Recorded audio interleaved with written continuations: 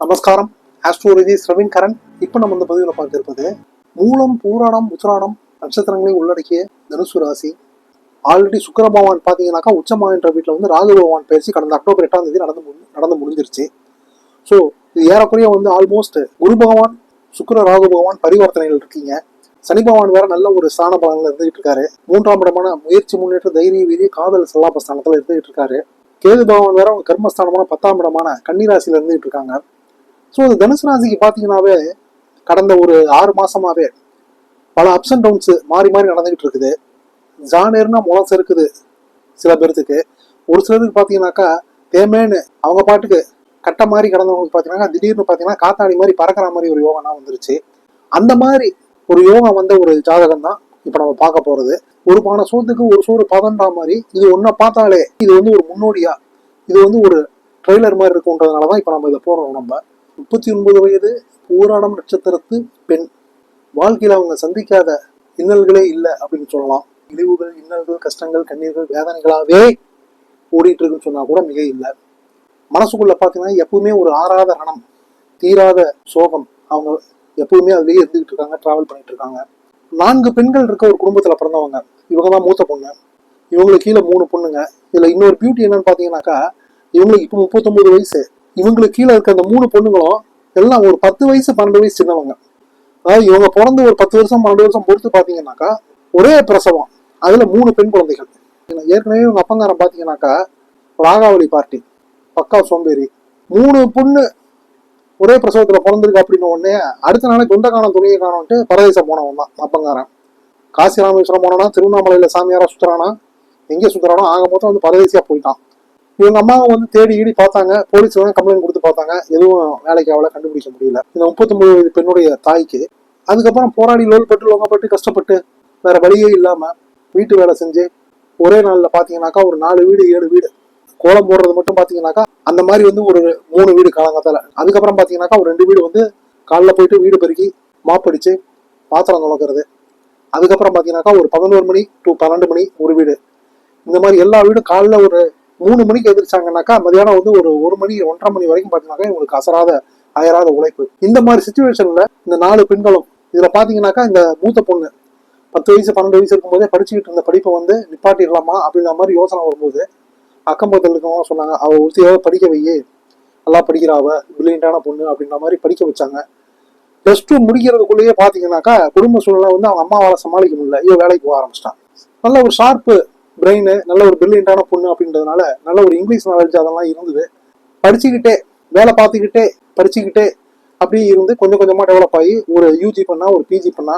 ஒரு 28 வயசுல பாத்தீங்கன்னாக்கா ஒரு கம்பெனில போய் ஜாயின் பண்ணா. ஒரு 28 வயசுல வந்து ஒரு பிரைவேட் கம்பெனினா அது வந்து ஒரு பிரைவேட் இண்டஸ்ட்ரி, ஒரு ஆஃபீஸு, ஃபீல்டு ஒர்க் இதெல்லாம் நிறைந்த மாதிரி ஒரு ஆஃபீஸு.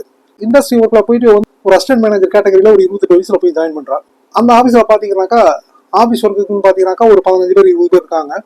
அதுக்கப்புறம் பாத்தீங்கன்னாக்கா எல்லாம் ஃபீல்டு ஒர்க்கு, சைட் ஒர்க்கு அந்த மாதிரி போனோம். ஒரு ஏறக்குறைய வந்து ஒரு 100 பேர்த்துக்கிட்ட அந்த ஒரு இண்டஸ்ட்ரி ஒர்க்ல வந்து ஒர்க் பண்ணிட்டு இருக்கிறாங்க. இந்த அம்மா இந்த பொண்ணு 28 வயசுல போய் வேலைக்கு சேரும்போது அவரோட பொண்ணோட ஓனருக்கு பாத்தீங்கன்னாக்கா 53 வயசு, 25 வயசு பெரியவர். அசிஸ்டன்ட் மேனேஜர் வேலைக்கு பொண்ணு வேணுன்ற மாதிரி கொடுத்துருந்தாரு. நல்ல ஒரு ஷார்ப்பான ஒரு பிரில்லியண்டான பொண்ணு வேணுன்ற மாதிரி கொடுத்துருந்தாரு பேப்பர்ல. அதை பார்த்துட்டு வந்து அப்ளை பண்ணவங்கல அந்த வந்த இன்டர்வியூல வந்து நிறைய பேர் வந்து அட்டன் பண்ணாங்க. அதில் செலக்ட் ஆனது இந்த பாப்பா தான், 28 வயது பொண்ணு. ஸோ இந்த பொண்ணை வேலைக்கு எடுத்துட்டாரு. ஃபேமிலி பேக்ரவுண்ட் அதெல்லாம் கேட்கறாரு. இந்த மாதிரி வந்து எனக்கு கீழே வந்து 3 தங்கச்சி, அதுவும் 3 தங்கச்சி 3 பேருமே வந்து ஒரே பிரசவத்துல பிறந்தவங்க. அவங்களுக்கு வயசு பார்த்தீங்கன்னா என்னை விட வந்து 10 வயசு சின்னவங்க. இப்போ இவளுக்கு வந்து இப்போ 28 அப்படின்னாக்கா அவங்களுக்குனா வந்து ஒரு 17 18 அந்த ரேஞ்சில் இருக்கு அப்படின்ற மாதிரி சொல்றா. 3 பேரும் படிச்சுக்கிட்டு இருக்காங்க. அம்மா வந்து இதை முடிஞ்ச ஒரு வீட்டு வேலையெல்லாம் செஞ்சுக்கிட்டு இருக்காங்க. ஆனா நீ ஒருத்தி தான் சம்பாதிக்கணும் இல்லையாம்மா அப்படின்னாங்க. வீட்டு வாடகை, ஆமா வீட்டு வாடகை வீடு தான், நான் ஒருத்தி தாங்க சம்பாதிக்கணும் அப்படின்ற மாதிரி சொல்றா. சரிம்மா இந்த மாதிரி வேலையெல்லாம் இருக்குமா, உனக்கு ஒன்றும் பிரச்சனை இல்லை, நல்லபடியாக வேலை செஞ்சுமா, உனக்கு வந்து நான் ஒரு இன்க்ரிமெண்ட்டு சேலரி அதெல்லாம் கம்மியாக இருக்குது சார் அப்படின்ற மாதிரி சொன்னான்.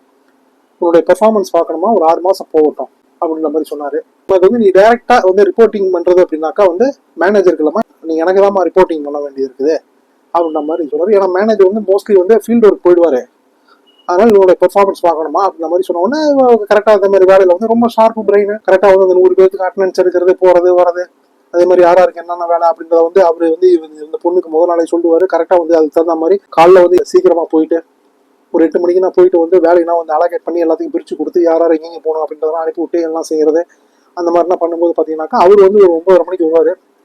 வந்து வரும்போதே பாத்தீங்கன்னாக்கா என்னம்மா வேலையெல்லாம் ஆரம்பிச்சிச்சு சார், எல்லாம் போயிட்டு இருக்கு சார் அப்படின்னு. ஓகேம்மா, கரெக்டா நீ வேலை கரெக்டா போயிட்டு இருக்குமா, பரவாயில்ல, என் வேலையை பாதி நீ குறைச்சிட்ட நீ அப்படின்ற மாதிரி சொல்லிட்டு அவர் சாப்பிட்டு வருவாரு. அவர் வரும்போதே சாப்பிட்டு தான் வருவாரு. அப்பதான் 9:30 மணிக்கு சாப்பிட்டுட்டு இருப்பா. ஏன்னா காலங்காலத்துல வீட்டுல இருந்து கொண்டாந்து சாப்பிட்டுட்டு இருப்பா. அதே மாதிரி மதியானம் பாத்தீங்கன்னாக்கா அவர் வந்து ஃபீல்டு ஒர்க்கு, அதாவது சைட்டுக்கு போகணும் அப்படின்னும் போது என்னம்மா நீ வந்து இப்போ சைட்டுக்கு வராம இருக்குமே அப்படின்னா, போகலாம் சார் அப்படின்னும் போது ஓகே அப்படின்ட்டு இவ வீட்டுல இருந்து கொண்டு வந்து டிஃபனை கொண்டு வருவா. இல்லம்மா அதை வச்சிருமா, நீ நம்ம போயிட்டு வந்துருவோம்னு நினைக்கிறேன் அப்படின்ற மாதிரி சொல்லுவாரு. அந்த மாதிரி அப்படி அவர் கூட போவா. போகும்போது பாத்தீங்கன்னாக்கா அங்க போற இடத்துல வந்து கொஞ்சம் லேட் ஆயிடுச்சு அப்படின்னாக்கா வந்து ஒரு 2 மணி 3 மணி ஆயிடுச்சுனாக்கா 3 மணிக்கு வரவில்லை, ஏதோ ஹோட்டல்ல சாப்பிட்டு போயிடலாமா, ஏன்னா நல்லா பசி தாங்க முடியாது அப்படின்னு. சார் நான் டிஃபனை கொண்டு வந்தேன், பரவாயில்லம்மா அதனால என்னம்மா இருக்குது, சரி நான் நைட்டு போய் கூட சாப்பிட்டுக்கிறேன். நம்ம காலங்காத்தால சமைச்சதாச்சேம்மா 6 மணிக்கு, அது எப்படிமா நைட்டு போய் சாப்பிடுவேன். இல்ல சார், அது சாதத்தை வேஸ்ட் ஆகக்கூடாது சார், அந்த சாதம் இல்லாம எவ்வளவு கஷ்டப்பட்டிருக்கோம் சார் நாங்க அப்படின்னுவா. அவருக்கு பார்த்தாக்கா இவன் மேல வந்து ஒரு அப்படியே வந்து ஒரு எப்படி சொல்றது, ஒரு கருணை, அதாவது ஒரு இரக்கம், இதெல்லாம் வந்து ஆட்டோமேட்டிக்கா பிறகுது. பர்ஃபார்மன்ஸ் பாக்குறாரு. ஒரு 2 மாசம் போகுது, கொஞ்சம் சம்பளத்தை இன்க்ரீஸ் பண்றாரு.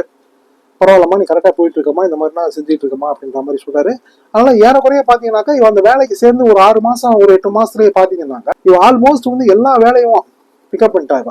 அவருடைய வேலை பாத்தீங்கன்னாக்கா அவர் ஓனருக்கு வந்து எந்த ஒரு பிரச்சனையும் தலைவலியும் இல்லாம அவருடைய வேலை பழுவை கம்மியாக்கி அவருடைய வேலையை முக்கால்வாசி வேலையை 75% 80% வேலையை வந்து இவரே பண்ற மாதிரி ஆயிடுச்சு. ஏதாவது புது அசைன்மெண்ட் அப்படின்னா தான் அவர் பார்த்து அதை வந்து எக்ஸிக்யூட் பண்ணிட்டு அதுக்கப்புறம் வந்து இவர்கிட்ட கொடுக்குற மாதிரி ஆயிடுச்சு.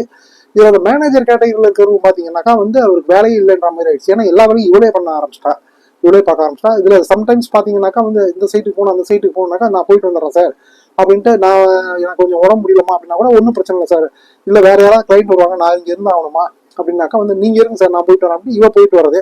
இல்ல அவரு சைட்டுக்கு போனார் அப்படின்னாக்கா இங்க கிளைண்ட் வந்த நேரத்துல வந்து இவ பார்த்து பேசுறது.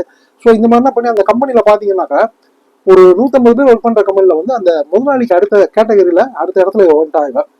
வந்த உடனே இவருக்கு பாத்தீங்கன்னாக்கா வந்து இவ வந்த நேரமா என்னவோ இவருக்கு பாத்தீங்கன்னாக்கா தொழில் வந்து முதல்ல வந்து கொஞ்சம் தக்கு புக்குன்னு முன்ன பின்ன இடிச்சுக்கிட்டு உதச்சிக்கிட்டு இருந்தது. இப்போ இவ வந்ததுக்கு அப்புறம் பாத்தீங்கன்னா எல்லாமே எல்லா ரூட்டும் கிளியர் ஆகி கொஞ்சம் தொழில் வந்து வேகமா முன்னேறுது, டெவலப் ஆகுது, நல்ல ஒரு இம்ப்ரூவ்மெண்ட் நோக்கி போகுது. ஒரு 120 பேர் இருக்கிற நேரத்துல வந்து சேர்ந்தவ இவ வந்த ஒரு 8 மாசத்துல பாத்தீங்கன்னாக்கா ஒரு 300 பேர் ஆயிடுச்சு. இப்படி போயிட்டு இருக்குது. இது இந்த வேலையில பாத்தீங்கன்னாக்கா அந்த இன்ட்ராக்ஷன் முதலாளிக்கும் வந்து ஓனருக்கும் இந்த பொண்ணுக்கும் இப்போ வந்து மேனேஜர் கேட்டகரிக்கு வந்துட்டாங்க சேர்ந்து ஒரு 1 இயர்ல.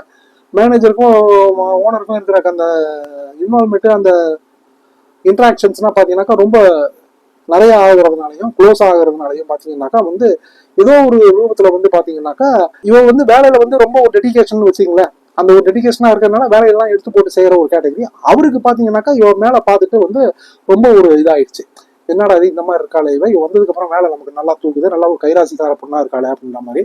இந்த நேரம் பார்த்து பாத்தீங்கன்னாக்கா அவரோட வீட்டுல வந்து அவருடைய சம்சாரத்துக்கு வந்து உடம்பு சரியில்லாம இருந்து அவங்க இறந்துட்டாங்க. ஸோ இப்படி போயிட்டு இருக்கும்போது இந்த மாதிரி சூழ்நிலைன்னா ஒரு 53 54 வயது ஆண் மனைவி இறந்துட்டாங்க.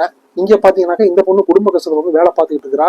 இவருக்கு பாத்தீங்கன்னாக்கா வந்து 3 தங்கச்சிங்களை கரையேற்றணும். 3 பாத்தீங்கன்னா அப்படின்னாக்கா நாங்களை படிக்க வை, நாங்க இதை படிக்கணும் அதை படிக்கணும் அப்படின்னு எதுவுமே வேலைக்கு போற மாதிரி இல்லை. அவங்க அம்மா வந்து எவ்வளவோ அட்வைஸ் பண்ணி பாக்குறாங்க, இல்லடி அவ ஒருத்திதாடி சிரமப்பட்டு இருக்கா, கஷ்டப்பட்டு இருக்கா. காலங்காத்தாலும் 7:30 மணிக்கு போனானா நைட்டு 9:30 மணி 10 மணிக்கு வரா, மறுபடியும் காலையில கிளம்பி போறா. இந்த மாதிரிலாம் இருக்குதுரி, அவளை ரொம்ப நம்ம படுத்தக்கூடாதுரி. இந்த மாதிரி வந்து அவங்களுக்காக ஓடா உழைச்சிக்கிட்டு இருக்கா. அவ வந்து 18 வயசு வந்து வேலைக்கு போயிட்டு இருக்காடி, 10 வருஷம் ஆச்சு, இன்னும் அவ கல்யாணத்தை பத்தி கூட நினைக்கலான்னு சொல்லும்போது இல்லலாம் எங்களுக்கு அதெல்லாம் தெரியாது, நாங்க படிக்கணும், நாங்க வந்து ஒரு யூஜி பண்ணோம், அப்புறம் பிஜி வேற பண்ணோம், அதுக்கப்புறம் தான் நாங்க வேலைக்கு தான் போவோம் நாங்க அப்படின்ற மாதிரி தான் சொல்லுங்க. இதுவும் வந்து பாத்தீங்கன்னாக்கா அக்காண்ட அந்த ஒரு பொறுப்பை உணர்ந்து இல்லை பரவாயில்லம்மா அவங்க படிக்கட்டுமா, நான் தான் போயிட்டு இருக்கலாமா ஆண்ட முன்னியத்துல அப்படின்னா ஓனர் நல்ல ஓனராக தான் இருக்காரு அப்படின்ற மாதிரி சொல்றேன். ஸோ இப்படி போயிட்டு இருக்க காலகட்டத்தில் பாத்தீங்கன்னாக்கா ஒரு தெரிஞ்சோ தெரியாமலையோ அறிஞ்சோ அறியாமலையோ ஓனருக்கும் இந்த மேனேஜர் பொண்ணுக்கும் ஒரு விதமான ஒரு நெருக்கம் உண்டாயிடுது. நெருக்கம் உண்டாகி ஏறக்குறைய வந்து அவருடைய ஒரு மனைவி ஸ்தானத்துக்கு வந்துட்டான். மனைவி ஸ்தானத்துக்கு வந்துட்டான்னாக்கா இது வந்து வெளியே சொல்ல முடியாது. வெளியே சொன்னாக்கா அவர் வந்து பெரிய ஃபேமிலி, அவருக்கு வந்து பாத்தீங்கன்னாக்கா பசங்கள்லாம் இருக்காங்க. அதனால வந்து பசங்கன்னா வந்து எல்லாம் படிச்சுட்டு இருக்காங்க. அதனால வந்து வெளியே தெரிஞ்சா வெக்கக்கேடு, அசிங்கமாயிடும். சம்பளத்தை வந்து டபுள் ஆக்கிட்டாரு. ஏன்னாக்கா வந்து அந்த மனைவி ஸ்தானத்துக்கு வந்துட்டா அப்படிங்கும் போது என்ன கீப் ஆயிட்டா அப்படிங்கும் போது பார்த்தாரு. அவருக்கு என்னன்னாக்கா ஒரு மனசில் இருக்க அந்த ஒரு மன அசதி, உடல் வசதி எல்லாத்தையும் ஒரு போகக்கூடிய இடத்துல இருக்கிறா, இன்னும் நம்ம தொழில வர எடுத்து நடத்துறா அப்படின்னும் போது நம்ம எதுவும் இது பண்ணிக்க வேணாம், சரி அவ ஒருத்தி வந்து நல்லா இருக்கட்டும் அப்படின்றதுனால வந்து இவர் வந்து சும்மா செய்யல, அவ பாக்குற வேலைக்கு அவர் செஞ்சு விட்டாரு. அதாவதுங்க இந்த பூராட நட்சத்திரம் பாத்தீங்கன்னாக்கா ஒரு நல்ல ஒரு ஸ்டாரு, சுக்கிர பகவானின் சாரம் பெற்ற ஒரு ஸ்டாரு, நல்ல ஒரு ஷார்ப்பு பிரெயின். பூராடம் பாத்தீங்கன்னாக்கா பெண் பூராடம் வந்து எப்படின்னாக்கா, நார்மலா பெண் பூராடம் அப்படின்னாலே வெல்லும் ஜெயிக்கும் மேலேறும் அப்படின்றதுதான் பழமொழியே, அடைமொழியே. இந்த மாதிரி ஆயிட்டா இவளுக்கு வந்து பண்றது தப்புன்னு தெரிய வருது. ஆனா வந்து வேற வழி இல்ல, 3 தங்கச்சிங்களை கரையேற்றலாம். சீகாழி அம்மாவுக்கு வந்து மருந்து மாத்திரை வாங்கினா அவங்களுக்கு மெடிக்கல் ட்ரீட்மெண்ட் வேற போயிட்டு இருக்குது. இந்த மாதிரிலாம் இருக்கும்போது என்ன பண்றது அப்படின்ற மாதிரி இருக்கும்போது வந்து சரி ஓகே, நம்ம வந்து ஒரு மெழுகுவத்தி மாதிரி கல்யாணமே பண்ணிக்க வேணாம், ஏன்னா வந்து இந்த மாதிரி ஆயிடுச்சு, இந்த மாதிரி ஆனதுனால இதுக்கு மேல நம்ம வந்து இன்னொருத்தனுக்கு போயிட்டு நம்ம வந்து ஒரு நேர்மையை எப்படி இருக்கிறது, நம்ம சோரம் போயிட்டோம், சோரம் போன ஒரு பொண்ணா நம்ம இருக்கும்போது கல்யாணம் பண்ணிக்காத நம்ம தங்கச்சிங்க வாழ்க்கையை கரையேற்றி விட்டு நல்லபடியா நம்ம வந்து கல்யாணம் பண்ணிக்காம இப்படியே இருந்துடலாம் அப்படின்ற மாதிரி நினைச்சுக்கிட்டு அப்படியே இருந்துகிட்டு இருக்கிறார். வாழ்க்கையில் வலிக்கி விழுந்த பெண்கள் அந்த கேட்டகரியிலே உள்ள வந்துட்டான். ஏன் இது நடந்தது அப்படின்னு பாத்தீங்கன்னாக்கா, நார்மலா புராண நட்சத்திரத்துக்கு மட்டும் இது நடக்காது. இது என்ன அப்படின்னாக்கா அவருடைய கிரக அமைப்புகள். கடக லக்னம், லக்னாதிபதி சந்திர பகவான் 6ஆம் இடத்துல வந்து மறைவு. லக்னாதிபதி சந்திரன் மறைவு நீச்சம். பொதுவா லக்னாதிபதி வந்து எந்த பிளானட்டா இருந்தாலும் மறைவு நீச்சம்னு வந்தாலே அவங்களுக்கு பாத்தீங்கன்னா வாழ்க்கையில வந்து பலவிதமான இடர்பாடுகள், அதாவது எப்படின்னாக்கா அந்த இடர்பாடுகள் வந்து பொருளாதார ரீதியா வந்துடும், எக்கனாமிக்கலா வருதுன்னும் போது அவங்க மீட் அவுட் பண்றதுக்கு வந்து ஒரு தவறான வழிகளில் போற மாதிரி ஆயிடும். செவ்வாய் பகவான் அவரு பாத்தீங்கன்னா இவருடைய ஜாதகத்துல வந்து ஒரு எதிரி ஸ்தானத்தில் இருக்காரு. சுக்கிர பகவான் நீச்ச பொசிஷன்ல இருக்காரு. அதே மாதிரி சூரிய பகவான் பாத்தீங்கன்னாக்கா வந்து நீச்சத்தில் இருக்காரு. அதனால ஏன்னா சுக்கிர பகவான் சூரிய பகவான் பாத்தீங்கன்னாக்கா இந்த ஜாதகத்துக்கு கடற்கலை வந்து ரொம்ப முக்கியமானவங்க, இம்பார்ட்டன்ட். சூரிய பகவான் வந்து பாத்தீங்கன்னாக்கா தன குடும்ப வாக்கு ஸ்தானாதிபதி, குடும்ப ஸ்தானாதிபதி வந்து நீச்சமாயிட்டாருன்னும் போது இவரு குடும்பம் அமையல. இவதான் வந்து ஏற்கனவே இன்னொருத்தருக்கு ஒரு குடும்பஸ்தனுக்கு வந்து பாத்தீங்கன்னாக்கா பொண்டாட்டி இருக்குதோ பொண்டாட்டி இல்லையோ அவனுக்கு கீப் ஆயிட்டாளே இவதான். ஸோ இந்த மாதிரி போயிட்டு இருக்குது. ஆனா வந்து இப்படியே போயிட்டு இருக்குது லைஃப். 28 29 வயசு இந்த மாதிரி நிலைமை வந்து இவனுக்கு பாத்தீங்கன்னா 39 வயசு. இந்த இன்பிட்வீன்ல இந்த ஒரு 10 வருஷத்துல பாத்தீங்கன்னாக்கா 3 தங்கச்சிகளும் கட்டி கொடுத்தாச்சு. 3 ஒரு யூஜி பண்ணுச்சுங்க, பிஜி பண்ணுச்சுங்க. வேலைக்கு போறதுக்கு பதிலாக என்ன பண்ணுச்சுங்க, அக்கா கிட்ட நல்லா பைசா குளிக்குது, நல்லா பண நடமாட்டம் புழங்குதுன்றத நல்லா ஏதோ எப்படியோ கண்டுபிடிச்சிட்டாளுங்க. கண்டுபிடிச்சு என்ன பண்ணுச்சுங்க, எல்லாம் வந்து படிக்கும் போதே எல்லாம் ஆளுக்கு ஒரு ஒருத்தனை லவ் பண்ணிட்டு கல்யாணம் பண்ணிக்கிட்டு அது வந்து தனித்தனியா போய் செட்டில் ஆயிடுச்சுங்க. இவனும் வந்து பாத்தீங்கன்னாக்கா இவரு ஓனரு நல்லபடியா 3 பேருக்கு நல்லபடியா கல்யாணத்தை நல்லா ஒரு சிம்பிளா சிறப்பா பண்ணி நல்லா சீர்வரிசை அது இதெல்லாம் கொடுத்து அனுப்பி விட்டாரு. ஏன்னா இவன் தான் வந்து பொண்டாட்டி ஆயிட்டாளே, சொல்ல அறிவிக்கப்படாத பொண்டாட்டியா இருக்காள்ல, அதனால வந்து இந்த மாதிரி எல்லாம் நடந்து முடிஞ்சிருச்சு. 39 வயசு ஆகுது. ஸோ இப்போ பாத்தீங்க அப்படின்னாக்கா அவருக்கு வந்து 53 வயசு இருக்கும்போது வேலைக்கு சேர்ந்தவ இப்போ இவருக்கு 10 வருஷம் 11 வருஷம் ஆயிடுச்சு இல்லையா. பாத்தீங்கன்னாக்கா அவருக்கு வந்து இப்போ 65 66 வயசு ஆகுது. ஆல் ஆஃப் சடனா பாத்தீங்கன்னாக்கா அவருக்கு வந்து ஒரு ஹார்ட் அட்டாக், ஒரு மேசிவ் அட்டாக். மண்டையை போட்டாரு. மண்டையை போட்டோன்னா அவருக்கு என்ன பண்றது, இவளுக்கு என்ன பண்றது, ஏது பண்றது அப்படின்றது ஒண்ணுமே புரியல. பார்த்தாக்கா அதுக்கப்புறம் நிர்வாகத்துக்கு வந்து அவருடைய பையன் வந்துட்டான். பையன் வந்ததுக்கப்புறம் பார்க்குறான் என்னடா இது அப்படின்ற மாதிரி பார்த்துட்டு, அதாவது வந்து இவர் வந்து என்னதான் வந்து இவளை வந்து நல்ல பொசிஷன்ல வந்து மேனேஜராக இருந்து கம்பெனி டெவலப் பண்ணவ, இன்னைக்கு நிலைமையில பார்த்தீங்கன்னாக்கா ஏறக்குறைய வந்து ஒரு 1000 பேர்த்துக்கிட்ட ஒர்க் பண்ற அளவுக்கு இருக்குது கம்பெனி. ரொம்ப ஒரு பெரிய லெவலுக்கு வந்துருச்சு. பையன் பார்த்தாலும் இவ மேல வந்து பாத்தீங்கன்னா யாருக்குமே வந்து எந்த விதமான ஒரு தப்பான எண்ணங்களோ அபிப்பிராயங்களோ, அதாவது அந்த ஓனருக்கும் இந்த பொண்ணுக்கும் இருக்கிற உறவு வந்து இந்த ரிலேஷன்ஷிப் தவறான ரிலேஷன்ஷிப் பாத்தீங்கன்னா வெளியே யாருமே தெரியாத அளவு அவர் வந்து அந்த அளவு அதை சீக்கிரட்டா மெயின்டைன் பண்ணியிருக்காரு.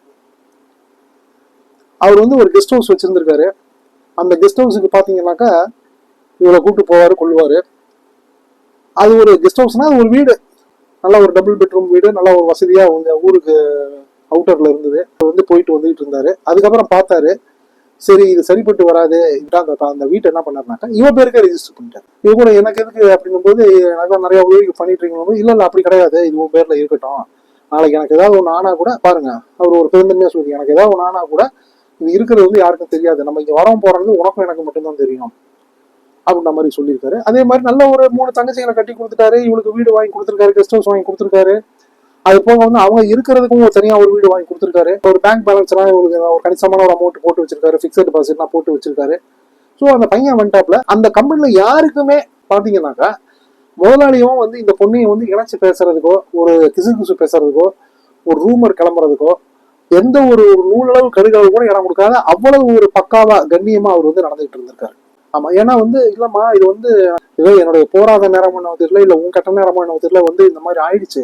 ஆனா வந்து வெளியே வந்து இதை வந்து தெரியக்கூடாது, அதுல ரொம்ப கவனமா தீவிரமா இருக்கிறேன் அப்படின்னு நம்ம சொல்லி அதுக்கு தகுந்த மாதிரி இவங்க மீட் பண்றது கூட பாத்தீங்கன்னாக்கா வந்து இவ லீவ் போடுவா, அவர் ஆபீஸ் வந்துட்டு கொஞ்ச நேரம் பொறுத்து அவர் கிளம்புவாரு. இல்ல இவ வந்து ஆபீஸ்ல இவர் ஆபீஸ்ல இருந்தாருனாக்கா அவ வந்து அன்னைக்கு லீவ்ல இருப்பா. இந்த மாதிரினா ஒரு ஒரு ரகசியமாவே மெயின்டைன் பண்ணி இந்த மாதிரி வாழ்ந்தவங்க பல பேர் இருக்காங்கல்ல.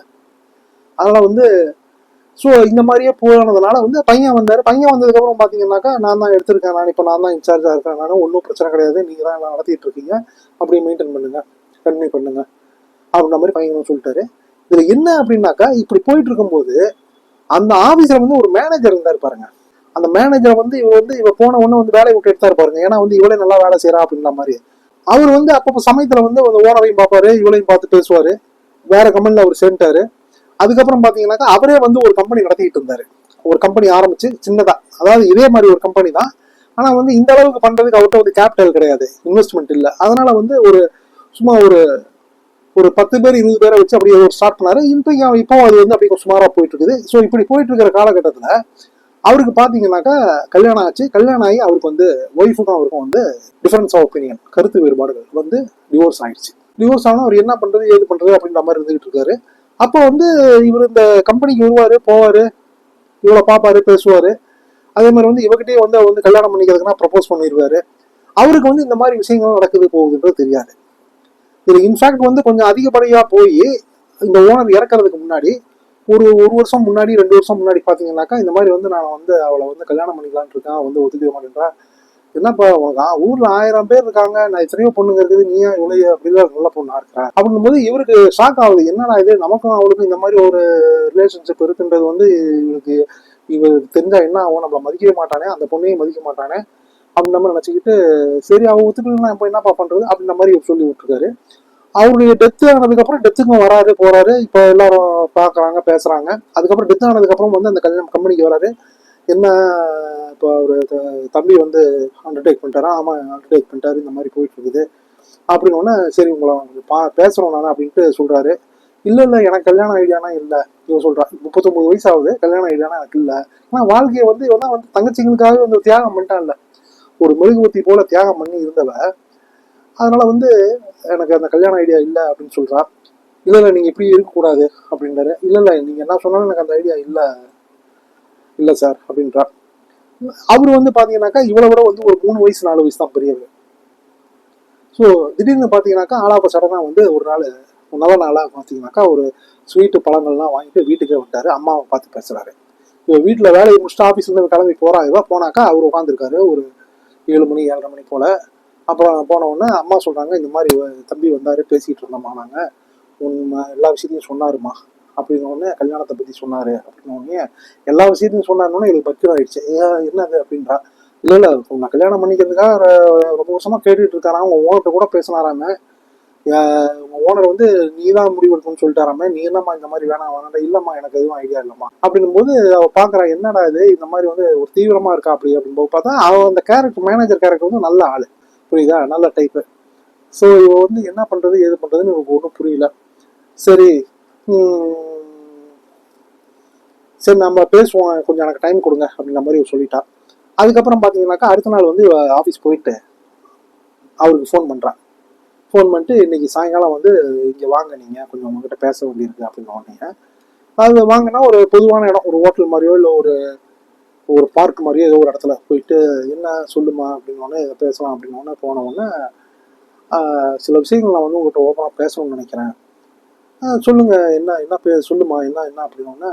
இல்லை ஏன் என்ன கல்யாணம் இல்லை, நான் உன்னோட கேரக்டரை பார்க்குறேம்மா, நான் அந்த கம்பெனியில் சேர்ந்ததுக்கு அப்புறம் தான் நீ வந்து சேர்ந்த, பர்ஃபார்மன்ஸ்லாம் நீ பக்காவா உன் ட்ராக் ரெக்கார்ட்லாம் எல்லாம் கரெக்டாக இருந்ததுனால நீ வந்து நல்லா இம்ப்ரூவ் ஆகிட்ட. நீ இன்னைக்கு அந்த அந்த ஒரு ஃபுல் கம்பெனியை ஒரு 1000 பேர்த்திட்ட ஒர்க் பண்ணுற அளவுக்கு கம்பெனியே நீ வந்து நிர்வாகம் பண்ணுற அளவுக்கு வந்துட்டு. நீ நானும் அங்கேருந்து போய் ஏதோ வந்து ஏதோ ஒரு சின்னதாக ஒரு ஆஃபீஸ் ஒரு ஒரு இண்டஸ்ட்ரி ஒன்று பண்ணிட்டு ஏதோ ஒன்று பண்ணிட்டு இருக்கேன். நானும் ஏதோ என் லெவலுக்கு நான் ஏதோ கையை ஊனி அப்படியே வந்து நானும் வந்து அப்படியே ஒரு கையை ஊனி கரணம் போட்டு அப்படியே வந்துட்டு இருக்கேன். நானே ஒன்றும் இது இல்லை. ஆனால் வந்து உன்னுடைய அந்த நேர்மை அதெல்லாம் பார்க்கும்போது எனக்கு ரொம்ப பிடிச்சது. உன்ன மாதிரி ஒருத்தர் வந்து எனக்கு லைஃப் பார்ட்னர் வந்து நல்லா இருக்கும்னு நான் எவ்வளோ சந்தோஷப்பட்டிருக்கேன், பிளான் பண்ணியிருக்கேன். இது நீ மாட்டேன்னு சொல்லிட்டேன், ஆனால் உன்னை கன்வின்ஸ் பண்ண வச்சிடலாம் ஒத்துக்க வைக்கலான்ற நம்பிக்கை எனக்கு இருக்கு. அம்மாவும் அதை எதிர்பார்க்குறாங்கல்ல, சப்போர்ட் பண்றாங்கல்ல எனக்கு. அம்மாவுக்கு வந்து நான் கல்யாணம் ஆகணுன்றதுல அவங்க வந்து ஒரு வெல்விஷரா அவங்க எதிர்பார்க்குறாங்க. அவங்க பெத்த தாய்க்கு வந்து பொண்ணு கல்யாணம் ஆனாதானே அவங்களுக்கு சந்தோஷம் இருக்கும் அப்படின்னா கரெக்டு. அப்ப நீ தான் முடிவு எடுக்கணும். 3 தங்கச்சியும் கல்யாணம் பண்ணிட்டேன், வீடும் சொந்த வீடு வாங்கிட்டேன் நீ, அப்புறம் என்ன இருக்குது அப்படின்னும் போது, இல்லை இப்ப நான் கல்யாணம் பண்ணிக்க முடியாதுன்றத நான் தீவிரமா சொல்லிட்டேன். தீவிரமா நீ சொல்லிட்டீங்கன்னாக்கா நான் வந்து வேற பொண்ணு பாக்குற ஐடியானா எனக்கு இல்லம்மா. ஏன்னா வந்து ஏற்கனவே நான் வந்து ஒரு கல்யாணம் பண்ணி டிவோர்ஸ் ஆகி அதுலேயே ஏகப்பட்ட பிரச்சனைகளாகி வர பொண்ணு எப்படி இருப்பாளோ எனக்கு தெரியாது. நிலைமைனாக்கா எனக்கு நல்லா தெரியும். உன்ன மாதிரி ஒரு பொண்ணு கிடைச்சா எனக்கு வந்து ஒரு கிஃப்டா இருக்கும். அதில் வந்து என் வீட்லையும் பார்த்தீங்கன்னா என் பேரண்ட்னா வந்து ஏஜ் ஆகிட்டாங்க, அதனால வந்து கல்யாணத்தை பார்க்கணுன்ற மாதிரி சொல்றாங்க. அப்படின்ன இவங்க வந்து அவர் வீட்டுக்கு போயிருக்கிறான், தெரியும் பேரண்ட்னா. அப்படின்ன உடனே சரி இது நாள் வரைக்கும் நான் உங்களுக்கு ஒரு சில விஷயங்கள் நான் சொன்னதில்லை. நான் நீங்கள் வந்து என்னை வந்து ஒரு நல்லவளாவே பார்த்துக்கிட்டு இருக்கீங்க நீங்க. ஆமாம் இப்பவும் அப்படி தான் பார்க்குறேன், என்னாச்சு அப்படின்னோடனே, இல்லை இந்த மாதிரி சில விஷயங்கள் இருக்குது அப்படின்ட்டு ஓனருக்கும் இவளுக்கும் இருந்த அந்த ஒரு சீக்ரெட்டான அந்த ரிலேஷன்ஷிப்பை வந்து சொல்கிறான். இந்த மாதிரிலாம் இருந்தது, இந்த மாதிரிலாம் போச்சு வந்தது, இது வந்து நம்ம யாருக்குமே தெரியாது. இன்னைக்கு நீங்கள் வந்து நீங்கள் என்னையே கல்யாணம் பண்ணணும்னு நினைக்கிறீங்க நீங்கள், ஆனால் வந்து நான் வந்து ஒரு சாப்பிட்றதுக்கு வந்து ஒரு வாழை இலையை போடுவாங்க அப்படின்னாக்கா அது வந்து ஒரு ஃப்ரெஷ்ஷான புதுசான ஒரு வாழை இலை.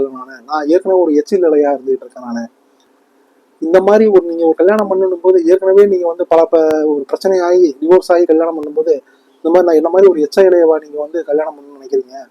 இதுதான் நான், அதெல்லாம் வந்து என்னை கல்யாணம் பண்ணுற ஐடியாவை ட்ராப் பண்ணிடுங்க அப்படின்ற மாதிரி சொல்கிறான்.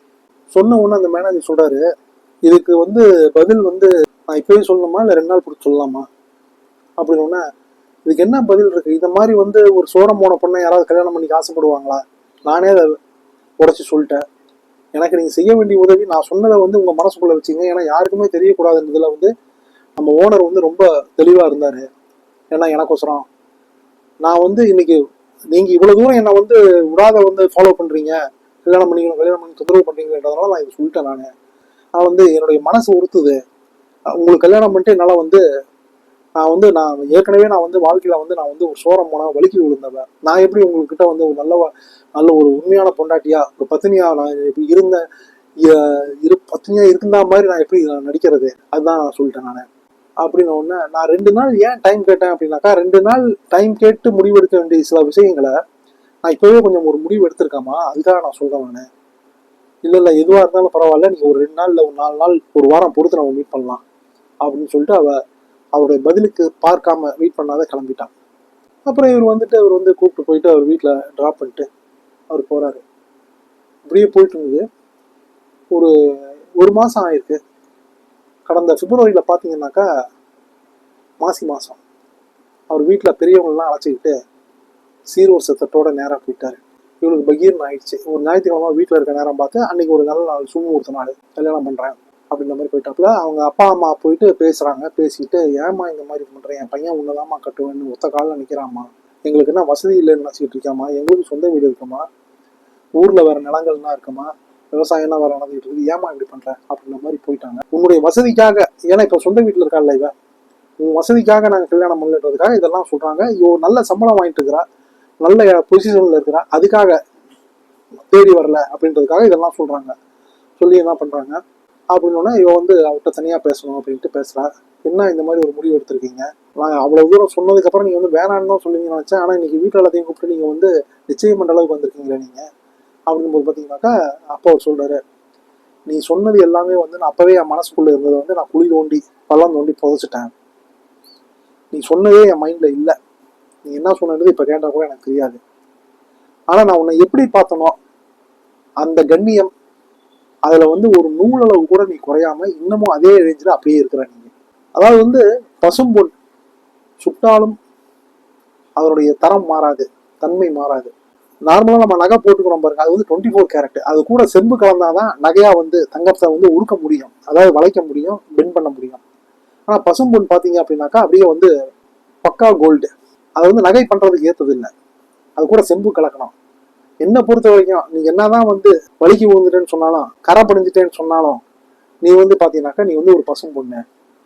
இந்த மாதிரி ஒரு ஆப்பர்ச்சுனிட்டி வருது, இந்த மாதிரி கல்யாணம் பண்ணி இருக்க வரான் அப்படின்னும் போது அவங்ககிட்ட வந்து இவ்வளோ பெரிய ஒரு உண்மையை, யாருக்குமே தெரியாத ஒரு உண்மையை அவ்வளோ தூரம் அவர் மெயின்டைன் பண்ணியிருக்காரு நம்ம ஓனர். அந்த உண்மையை வந்து நீ என்கிட்ட சொல்லியிருக்க அப்படின்னாக்கா எவ்வளோ பெரிய விஷயம் இது. அப்ப நான் உன்னை செலக்ட் பண்ணது கரெக்ட் தான். வாழ்க்கையில எவ்வளவோ இருக்குமா, நீ வந்து நான் எச்சம் இல்லைன்னு சொன்ன. நீ கல்யாணத்துக்கு அப்புறம் பாத்தீங்கன்னாக்கா ஏதோ ஒரு ஆக்சிடென்ட் ஆகுது, ஏதோ ஒன்று ஆகுது, ஒரு கை கால் போயிடுச்சு, ஏதோ ஒன்று ஆயிடுச்சு, எவ்வளவோ விஷயங்கள் இருக்குது. அவங்க கூடனா வந்து நம்ம வந்து கல்யாணத்துக்கு அப்புறம் அந்த மாதிரி ஆயிட்டாக்கா என்ன பண்றோம்? நம்ம வாழ்ந்துதானே தேரணும், வாழ்ந்துதானே ஆகணும். அதனால நீ நடந்தது பாத்தீங்கன்னாக்கா உன்னுடைய குடும்ப சூழ்நிலை, உன்னுடைய கிரக கோளாறுகள், ஜாதக கட்டங்கள். ஆனா உன் ஜாதகத்துல இப்போ நல்ல நேரம் வந்திருக்கு. நான் வந்து கன்சல்ட் பண்ணிட்டேன் உன் ஜாதகத்தை. நம்ம நம்பிக்கை ஜோதிடர் ஆஸ்ட்ரோ ரஜேஷ் ரவிகரன் அப்படின்ட்டு நம்மளுடைய யூடியூப் சேனலை காமிச்சிருக்காரு. உன் ஜாதகத்தை காமிச்சோடனே அவர் சொல்லிட்டாரு, அந்த பொண்ணு கல்யாணத்துக்கு ஒத்துக்கிறது பெரிய விஷயங்க. அது ஏன் அப்படின்னாக்கா அந்த பொண்ணு வந்து ஏதோ ஒரு சில பிரச்சனைகள் இருக்கு, அதை வெளியே சொல்ல முடியாம தவிக்கிறான். அது உங்களுக்கு தெரியாதா சார்? என்கிட்ட சொல்லுங்க சார், நான் கேட்டேன். நானு அதெல்லாம் வேணாங்க, நீங்க வந்து அந்த பொண்ணை ஃபாலோ பண்ணுங்க. ஆனா நல்ல பொண்ணு, நல்ல நேரங்கள் வந்துருச்சு. ஒரு இருட்டுல இருந்திருக்கிறா, இப்போ வந்து வெளிச்சத்துக்கு வர வேண்டிய நேரம் வந்துருச்சு, அது உங்க மூலமா நடக்குது அப்படின்றத ஒரு பட்டாவர்த்தனமா வெட்ட வெளிச்சமா சொல்லிட்டாரு அவரு. அதுக்கப்புறம் தான் நான் இன்னும் தீவிரமா, ஏன்னா நீ சொன்னதுக்கு அப்புறம் தான் அவரு அந்த வார்த்தையை சொன்னாரு. நீ சொன்னதுக்கு அப்புறம் தான் நான் அவர்கிட்டயே நான் போனேன். நானு அதுக்கு முன்னாடி என்னுடைய குடும்ப பிரச்சனைகளுக்காக நான் அவரை பார்த்துருக்கேன். இப்போ நீ கன்ஃபார்ம் பண்ணதுக்கு அப்புறம் தான், இந்த மாதிரி ஒன்று நடந்ததுன்னு சொன்னதுக்கு அப்புறம் தான் உன் date of birth, time of birth இதெல்லாம் கொடுத்து நான் போடும்போது அவர் இதெல்லாம் சொன்னாரு. ஆமா, சில விஷயங்கள் இருக்கு, ஆனா என்னன்றதை நான் சொல்ல விரும்பல. பட் ஒரு இருட்டான ஒரு பகுதிக்குள்ள இருந்திருக்கா, இப்போ வந்து நல்ல நேரங்கள் வந்துருச்சு, வாழ்க்கையில வந்து ஒரு ஒளி கிடைக்கிற நேரம் வந்துருச்சு, அதனாலதான் நீங்க போயிருக்கீங்கன்னு சொல்லிட்டாரு. இதுக்கு மேல என்ன சொல்றதுக்கு இருக்கு? அதாவதுங்க, இதெல்லாம் பாத்தீங்க அப்படின்னாக்கா, ஆடி காத்துல அம்மியே பறக்குமா, தேடினாலும் கிடைக்காத பத்தினி தேவடி ஆளுக்கு மஞ்சக்கயிறு தானா தேடி வருமா. பரங்கிக்காய், பூசணிக்காய், பேரிக்காய், வெந்து நொந்து போன புண்ணியவதிக்கும் பூமாலை போடுக்கா. வெந்து கெட்டது முருங்கை, வேகாமல் கெட்டது அகத்தின்னு சொல்லுவாங்க. இங்க பாத்தீங்கன்னாக்கா வெந்து நொந்து கெட்ட ஸ்டேஜில் இருக்கிறது தான் இந்த முருங்கையும் அகத்தியும். வெந்து நொந்து கெட்டிருந்தாலும் அவங்களுக்கு கல்யாண கௌரவம் அப்படின்றது சாஸ்திர சம்பிரதாயத்தோட குறையில்லாம தேடியே ஒரு ஆனர் பண்ற அளவுக்கு விட்டா போதுன்னு ஓடுனவங்களுக்கும் நாடியே வந்துச்சே. வாழ்க்கையில் வலிக்கு விழுந்த பெண் போராட்டத்துக்கும் பொன்னான தேனான மேலான வாழ்வு குரு பகவான் சுக்கிர ராகு பகவான் புண்ணியத்தாலே கிட்டியதே. மூலம் பூராடம் உத்திராடம். ஸோ எந்த ஸ்டேஜில் இருந்தாலும் எப்படி இருந்தாலும் கவலைப்படாதீங்க. எவ்வளவு பிரச்சனை, எவ்வளவு பெரிய இருட்டுல, எவ்வளவு பெரிய பிரச்சனைகள்ல மனதுக்கும் உடலுக்கும், மனசுக்கும் உடலுக்கும் ஒத்து போகாத இரட்டை வாழ்க்கை வாழ்ந்துகிட்டு இருந்த ஒரு பெண்ணுக்கே, ஒரு இருட்டுல இருந்த ஒரு பெண்ணுக்கே, வாழ்க்கையில் வலிக்கு விழுந்த ஒரு பெண்ணுக்கே ஒரு மேலான வாழ்வு, பொன்னான வாழ்வு இப்போ இருக்கிற அந்த கிரக சஞ்சார நிலைமைகள்னால கிட்டியதே தெய்வாதீனமாக. மூலம் பூராடம் உத்திராடம் என்ன ஒரு ஸ்பெஷாலிட்டினா, காலபுருஷத்துல நீங்க 9 என்கின்ற பாக்கிய ஸ்தானத்துக்கு உரியவர்களா ஆகிறதுனால சூரியனை கண்ட பனித்துளி போல எல்லா கஷ்டங்களும் உங்களுக்கு விலகிற நேரம் சட்டு சட்டுன்னு வரும். ஆனா அது வரதுக்கு கொஞ்சம் லேட் ஆகும். ஆனா இப்ப வந்துட்ட நேரம் இப்போ வந்துருச்சு. இதெல்லாம் ஒரு 40 வருஷம் 35 வருஷத்துக்கு ஒரு வாட்டி நடக்கிற நிகழ்வுகள் இப்போ உங்களுக்கு வந்திருக்குது. சூரிய நமஸ்காரம் பண்ணிவாங்க, தவறாம மறக்காம. ஸோ சோரம் போன அந்த 39 வயது பூராடம் பெண்ணுக்கும் மேலான மாங்கல்ய பாக்கியம் கிட்டியதே. நல்லதே நினைப்போம், நல்லதே நடக்கும். மற்றவங்களை மதிங்க. அம்மா அப்பா ஆசீர்வாதத்தை வாங்கினீங்க அப்படின்னாலே ஆண்டவனுடைய அனுகிரகம் ஆட்டோமேட்டிக்கா கிடைக்கும். மீண்டும் உங்களை அடுத்த பதிவில் சந்திக்கிறது கூட நம்ம சேனலை ரெகுலராக பார்த்து ஜாதக சந்தேகங்களை நிவர்த்திக்கிட்டு நலங்களும் பலங்களும் பெறுவதற்கு கையோட சப்ஸ்கிரைப் பண்ணிக்கோங்க. ஓம் நம சிவாயம். ஆஸ்ட்ரோ ரஜேஷ் ரவிகரன்.